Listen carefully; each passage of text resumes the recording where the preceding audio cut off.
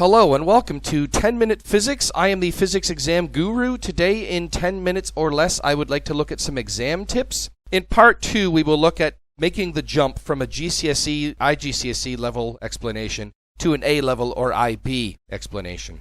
We'll also take a look at using your formula to help guide your written answers, using the equations that you should know, using the logic of them to help you figure out what you need to write.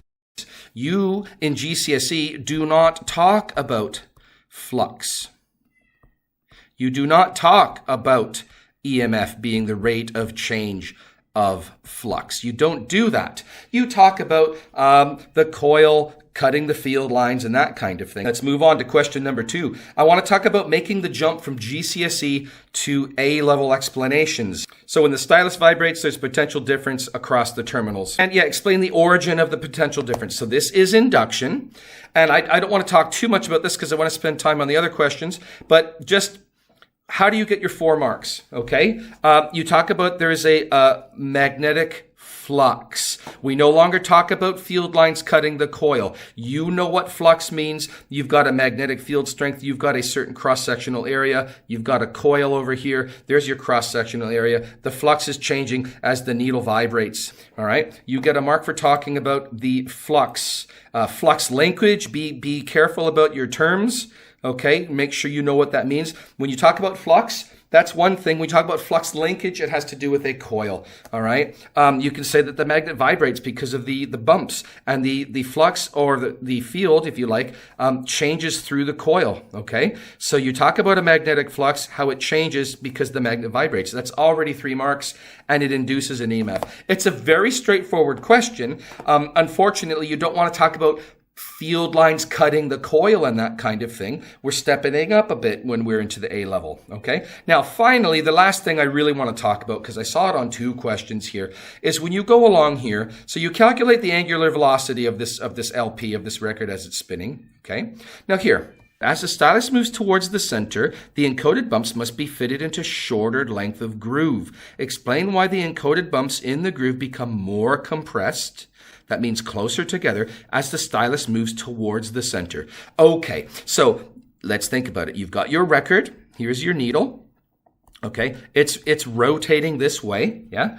And what are we going to have? We've got a radius going inward. We will have a tangential velocity here, which is perpendicular to the radius. Okay, that's where the needle's located. And as the record is spinning underneath, there's a brief second where it's a linear motion. Okay, that's where they're talking about the bumps being compressed. Okay, so you've been told as it moves towards the center, as you make the assumption that that means the radius is going to be smaller. Okay, we know when this thing rotates, it has a certain angular frequency. It has an angular velocity. Okay, and we know that needs to be constant throughout. It rotates at 45 or 33 1/3 revolutions per minute, no matter where the needle is. That revolution speed does not change. That means that your omega here is constant. It is not going to change. What's the formula that you're given in your formula booklet there? You're given that your linear velocity is equal to the radius times the angular velocity. Okay, maybe you know your definition of omega as V over R, okay? You rearrange.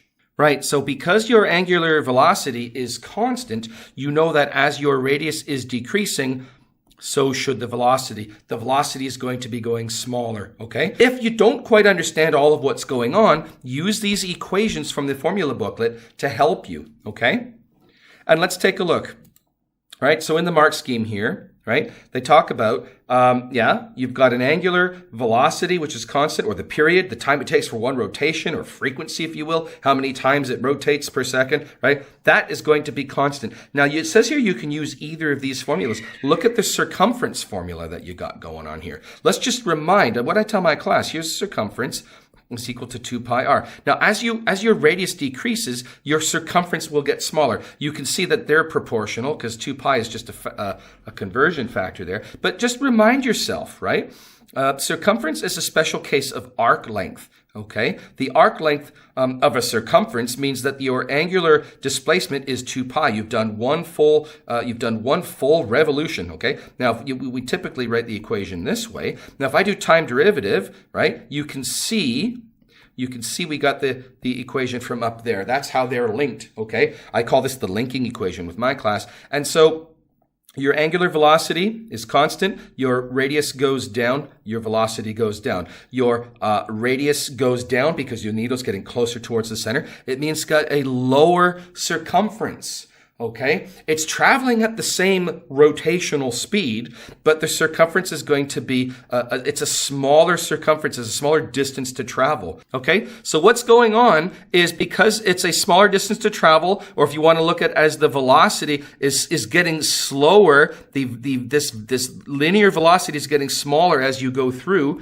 Okay, if you've got a very fast velocity, these bumps are going to be pretty spread out because you've got a very high velocity, right? But if you've got a lower velocity, think about it. If you want those bumps to be hit with this at the same kind of pace as they were before, keep the beat of the song or whatever, okay, what you would have, these bumps are going to be a little closer together. It won't matter they're closer together because the needle, say this is where your needle is, the needle is going to be, the needle's not moving, relatively speaking, it's the record that's moving, but the point is each bump will be hitting that needle in a much greater amount of time. So this is why the bumps or the bits in the groove are condensed more closer together, because the record's moving slower underneath. Now, you don't have to get into explaining all of that, okay? As you see in the mark scheme, yeah, relate it to something must be constant, find the equation,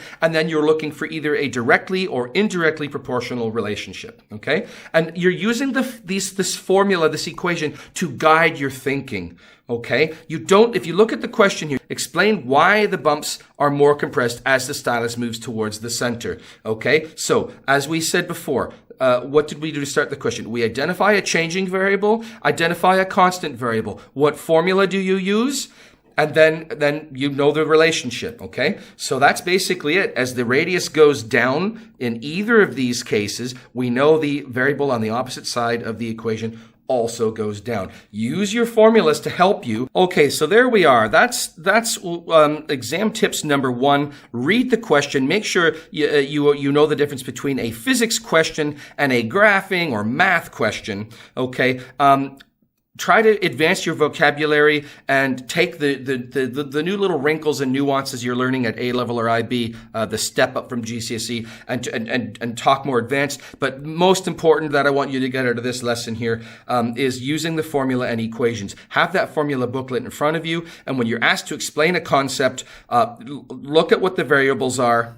Okay, and use them to guide how you would write about something. You can use the math, right? If I've got A, B, X here, and you've been said, oh, X is constant, you know that A and B are directly proportional. Okay, if you've got X equals A times B, and you're told X is constant, you know that A and B have an inverse proportionality. Okay, so you should be able to use your logic and these equations and just these kinds of relationships to kind of guide your answer to help you explain, and use the logic to help catch yourself. Does it make sense? Because I think when you get into like a word answer, a lot of times people get confused and they start writing the opposite thing. I've seen it many, many times. One example, again, from me marking an exam last year was when people were getting confused about pressure being force divided by area. A lot of people were saying force was pressure over area. If you think of a real life example, relate it to what you know. Of course, if you've got a formula booklet there in front of you, use it. But if you've got an equation, say that's not in your formula booklet because it's expected that you know,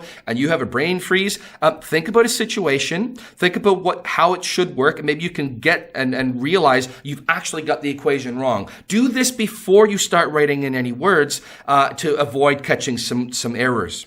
So that was part 2 of exam tips number 1. I hope to have a few more exam tips videos as they come along the way, as I get inspired with my classes. And we're just summarizing here about reading the question, making sure you are properly answering what they're asking for, and upgrading your GCSE answers using A level, IB level terminology. And then finally, as we saw in part 1 and this video part 2, using the formula to guide your written answers. Okay, so I hope that was helpful for everybody. Look out for that. Now you know what to look for. Practice that whenever you can. And thanks for watching. We'll see you in the next video. If you've got any questions or comments below, leave them underneath. And happy physicsing.